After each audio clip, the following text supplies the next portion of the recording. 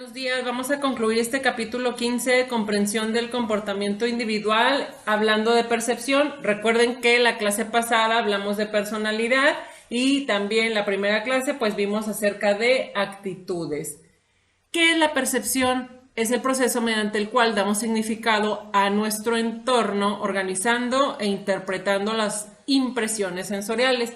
Vean por favor en su página 463 un ejercicio que viene ahí, que a lo mejor lo habrán visto alguna vez en Facebook, a ver si lo pueden leer. La investigación en torno de la percepción demuestra una y otra vez que los individuos pueden ver un mismo objeto, pero que cada uno de nosotros lo percibe de manera distinta. Un gerente, por ejemplo, puede interpretar el hecho de que su asistente acostumbra a tomarse varios días para tomar una decisión importante y eso es evidencia de que ella es lenta, desorganizada y que le da miedo tomar decisiones. En esta misma circunstancia, otro gerente podría interpretar la tendencia de su asistente como una evidencia de que ella es reflexiva, es minuciosa, es prudente. Probablemente el primer gerente le va a dar a su asistente una evaluación negativa y el segundo la va a calificar positivamente. Lo cierto es que ninguno de los dos está viendo la realidad. Todos interpretamos lo que vemos y decimos que esa es la realidad. Y por supuesto, como ilustra este ejemplo, nos comportamos de acuerdo con nuestra percepción. ¿Cuáles son los factores que influyen en la percepción? ¿Cómo explicamos el hecho de que las personas puedan percibir una misma cosa de forma diferente? Bueno, son varios estos factores que entran en acción para dar lugar a una percepción y en ocasiones también para distorsionarla. Estos factores forman parte de quién percibe, del objeto que se percibe o de la situación en la que ocurre la percepción. Cuando un individuo observa un objeto y trata de interpretar lo que ve, sus características personales influyen de forma determinante su apreciación. Entre estas características están las actitudes, la personalidad, las motivaciones, los intereses, las experiencias y las expectativas. Por ejemplo, si ustedes ven a lo lejos a alguien que está moviendo mucho las manos, nosotros podemos percibirlo o interpretarlo de distintas formas. Alguien puede decir, se están peleando. Alguien puede decir, pues le está explicando porque, con las manos, porque a lo mejor hay mucho ruido. Otro puede decir, pues a lo mejor es un sordomudo, ¿sí? Depende de la percepción de estos factores. Tenemos la teoría de la atribución, que fue desarrollada para explicar por qué juzgamos distinto a las personas dependiendo del significado que le atribuimos a un comportamiento determinado. Un interesante hallazgo de la teoría es que ciertos errores o sesgos distorsionan las atribuciones que hacemos. Aquí, en esencia, la teoría sugiere que cuando observamos la conducta de un individuo, tratamos de precisar si ésta tiene un origen interno o externo. ¿Cómo es eso? Bueno, los comportamientos de origen interno son aquellos que suponemos están bajo el control personal del individuo. Y en contraste, las conductas de origen externo son resultado de factores ajenos a él. Pudiera ser un poco como locus de control, si se acuerdan lo analizamos, locus de control interno o externo. En otras palabras, la persona se ve forzada a adoptar el comportamiento en cuestión debido a la situación que se está enfrentando. Nosotros tenemos aquí, por ejemplo, en esta teoría, el error fundamental de atribución, que es la tendencia a subestimar la influencia que ejercen los factores externos y a sobrevalorar lo que ejercen los factores internos cuando se hacen juicios respecto de cómo se comportan las personas. Para que quede más claro, tú llegas tarde a clase, nosotros aplicamos siempre el error fundamental de atribución. ¿Por qué llego tarde a clase? Se lo atribuimos a factores internos, pues porque es floja esa persona. Porque llega tarde porque es floja, así de simple, no se levantó a tiempo, no se organizó. Y siempre subestimamos los factores externos. Oye, espérame, pues es que a lo mejor pudo llegar tarde porque tuvo un accidente, porque se le pasó el camión porque ahora pasó más temprano de lo acostumbrado o porque cerraron el camino por el que viene y pues no fue así repentino, etcétera. Y siempre, siempre subestimamos el factor externo. Nos es más cómodo atribuírselo a la persona. Es culpa de ella y se acabó. ¿Sí? Eso es el error fundamental de atribución. Tenemos el sesgo por interés personal, que es otra tendencia que consiste en atribuir nuestros éxitos personales a factores internos. Puede ser la capacidad o puede ser nuestro esfuerzo y culpar siempre a factores externos, que es la mala suerte, por nuestros fracasos. Cuando salió bien, por eso se llama sesgo por interés personal. Si salió bien, ¿fue gracias a quién? Pues a mí, obvio. Pero si salió mal, no fue por mi culpa, fue por culpa de otros, ¿sí? Yo no tengo la culpa de que haya salido así. Ese es el sesgo por interés personal. Estos errores y sesgos que distorsionan las atribuciones tienen validez universal, no se puede asegurar, pero evidencias preliminares indican que hay diferencias en las culturas. Recuerden que la cultura siempre es la que va a determinar. Por ejemplo, un estudio realizado entre gerentes coreanos encontró que, en contradicción con el sesgo por interés personal, ellos tienden a asumir la responsabilidad por el fracaso del grupo. Ellos dicen, yo no fui un buen líder. Pues sabemos que esa cultura es así. Ellos son muy pues extremistas en ese sentido. O sea, ellos nunca le van a echar la culpa a otra persona. Es mi culpa y se acabó. Fui un mal líder. En lugar de atribuírselo a los miembros del grupo. Entonces tiene que ver mucho la cultura.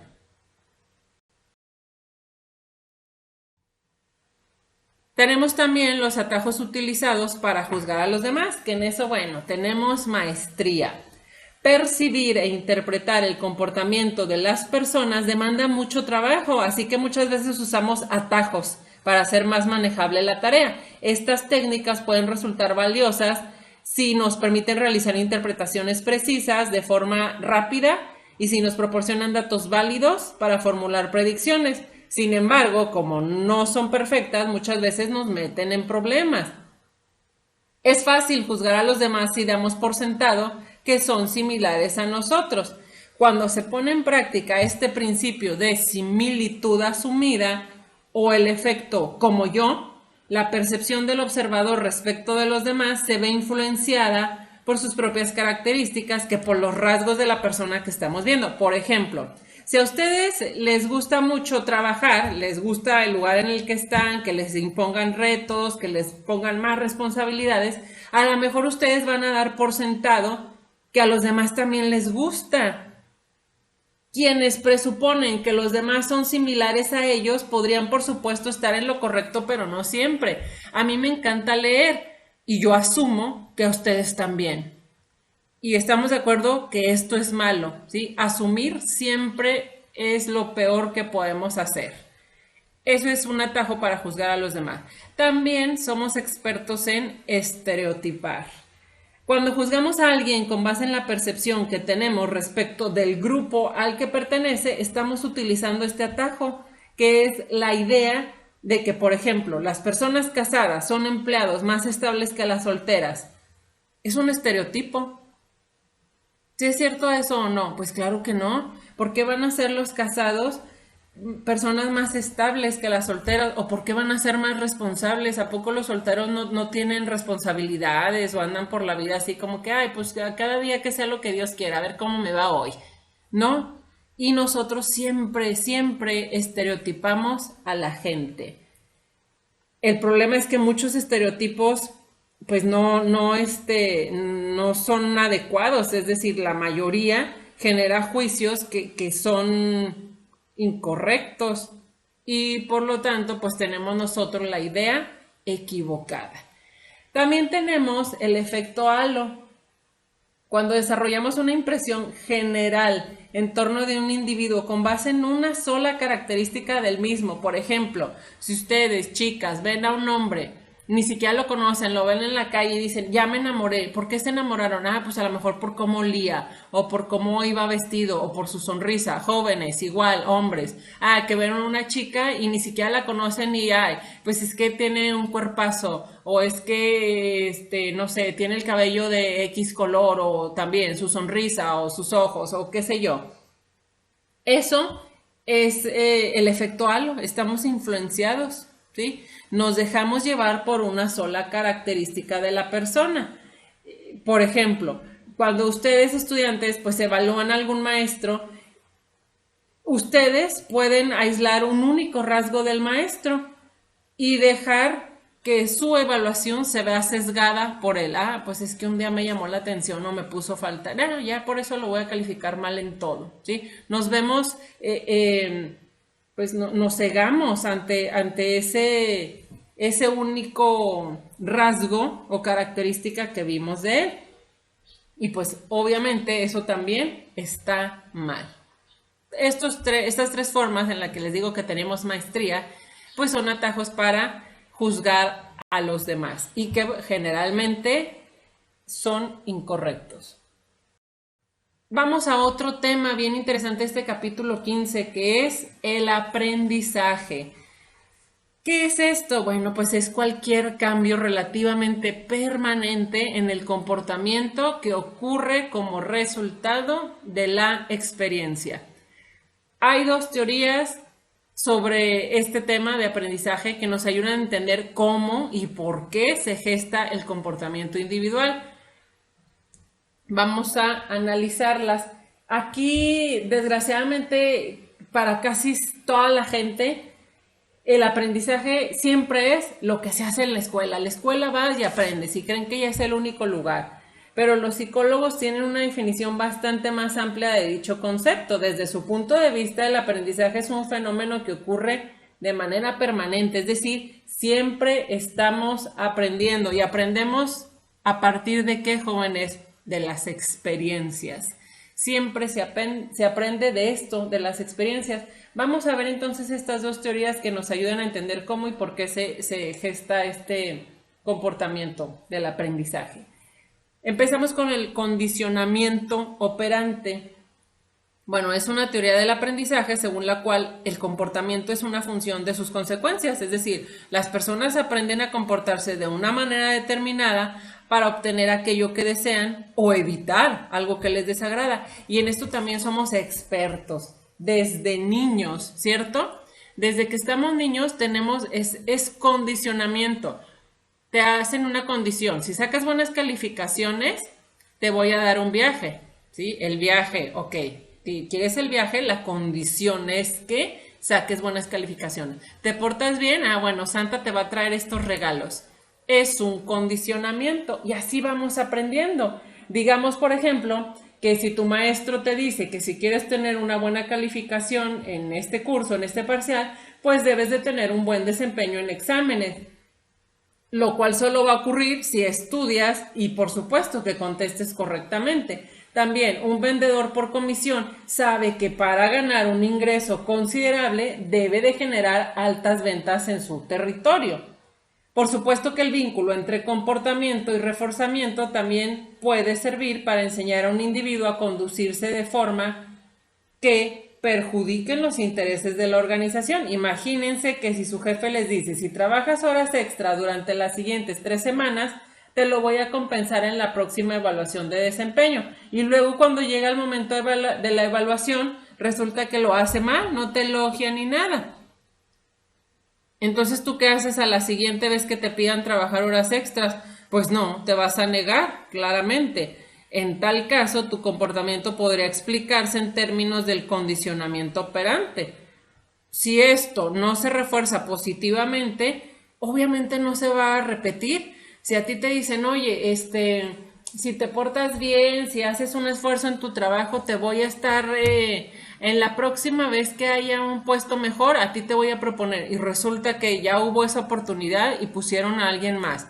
Por supuesto que tú te vas a sentir mal, te vas a sentir pues traicionado, vas a sentir que de nada valieron tus esfuerzos, ¿sí? A esto se refiere esto del condicionamiento operante. La otra teoría es la del aprendizaje social. Bueno, esta teoría es según la cual las personas pueden aprender tanto mediante la observación como a través de la experiencia directa. Y la magnitud de la influencia que tienen esos modelos en un individuo está determinado por 4 procesos. El primero es proceso de atención. Nosotros aprendemos a partir de un modelo cuando reconocemos y ponemos atención en sus características fundamentales. Por ejemplo, ustedes están viendo un video y quieren aprender a bailar. Primero que hacemos, pues ponemos atención, ¿verdad? Cómo se está moviendo, dónde pone los pies, las manos, etcétera. Y empezamos a contar y vemos. El segundo es el proceso de retención, que es la influencia de un modelo que va a depender de cuán bien recordemos las acciones del mismo, aun cuando ya no esté próximo. Bueno, ya no estoy viendo el video, pero me acuerdo que movió hacia el pie, contamos hasta X número, etcétera. Retuvimos lo que retuvimos. Igual ustedes cuando están en clases es exactamente lo mismo. El proceso de atención es, ok, veo, el maestro está explicando y demás. Ya cuando estoy en mi casa, ¿qué retuve de lo que explicó o de lo que vi?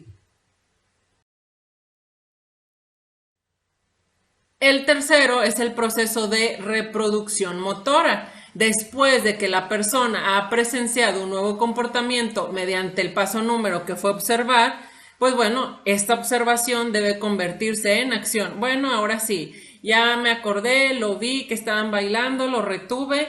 Ahora, ¿qué hago? Trato de hacerlo, lo reproduzco. Y el último paso es el proceso de reforzamiento. Los individuos se van a sentir motivados a reproducir el comportamiento modelado si se les ofrece incentivos positivos o recompensas.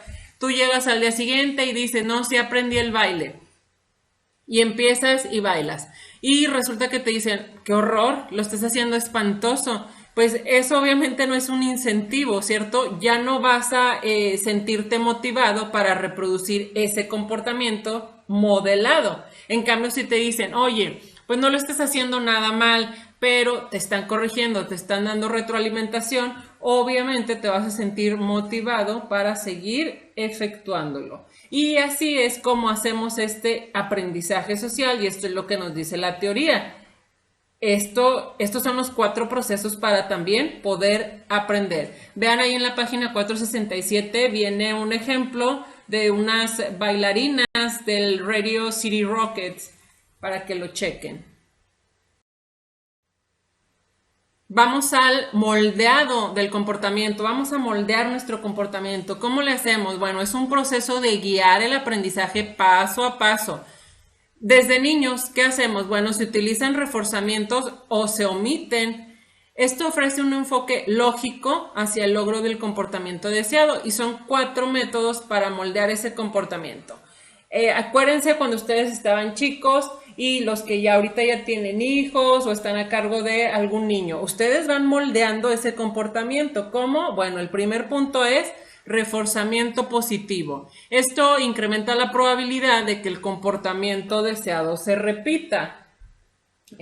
Por ejemplo, cuando un comportamiento va seguido por algo placentero, lo cual ocurre, por ejemplo, cuando elogiamos a un empleado por el trabajo realizado, eso es un reforzamiento positivo. Si yo lo elogio, ¿qué va a suceder? Pues va a seguir trabajando correctamente. El reforzamiento positivo incrementa la probabilidad de que el comportamiento deseado se repita. Si yo le digo al niño que está muy bien lo que está haciendo, pues lo va a seguir haciendo, igual con el trabajador. Lo estoy felicitando, le estoy reconociendo que está haciendo bien su labor. Eso obviamente lo va a motivar a seguir repitiendo ese comportamiento. Por su parte, el reforzamiento negativo consiste en recompensar una respuesta con la eliminación o el retiro de algo desagradable. Por ejemplo, si un gerente te dice, voy a dejar de retener tu pago cuando comiences a llegar a tiempo al trabajo. Esto es un reforzamiento negativo.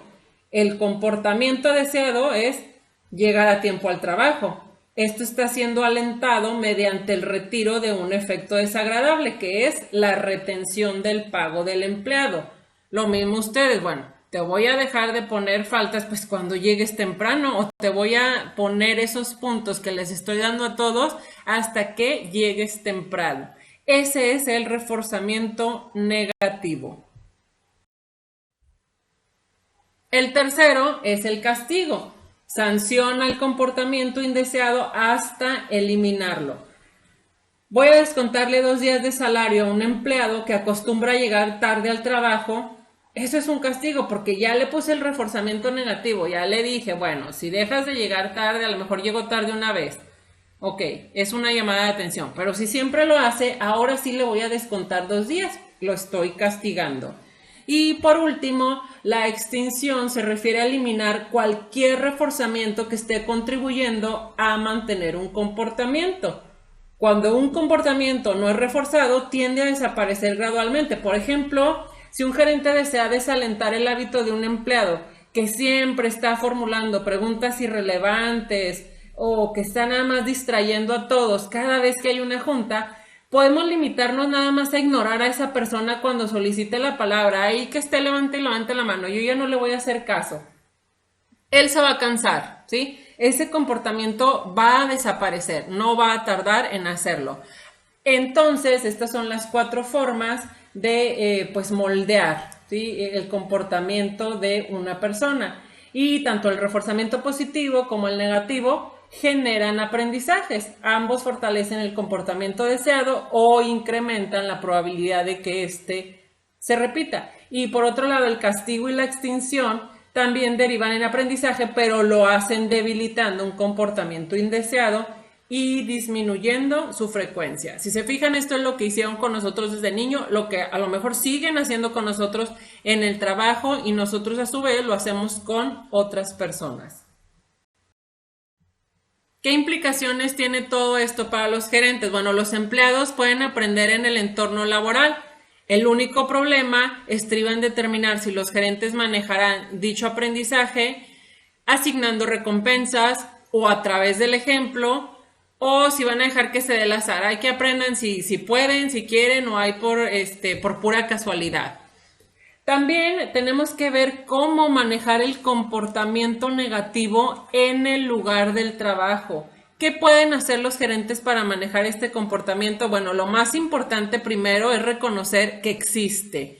Pretender que el comportamiento negativo no existe o tratar de ignorar sus manifestaciones solo va a provocar que los empleados se confundan respecto de cuál es la conducta que se espera de ellos. Si yo veo que alguien se está portando mal y no le dice nada, pues entonces yo voy a asumir o voy a entender que no importa que tengamos ese comportamiento a los demás, estoy confundido, no le va a pasar nada, no lo van a castigar, o por qué le permiten que se comporte de esa forma.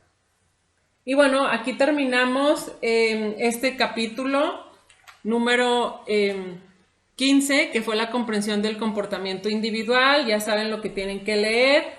Lean por favor todo el caso que viene al inicio, que está muy interesante, que nos habla acerca de una empresa que se llama HCL Technologies, que está en Nueva Delhi, que está muy interesante. Nos vemos la siguiente clase. Gracias.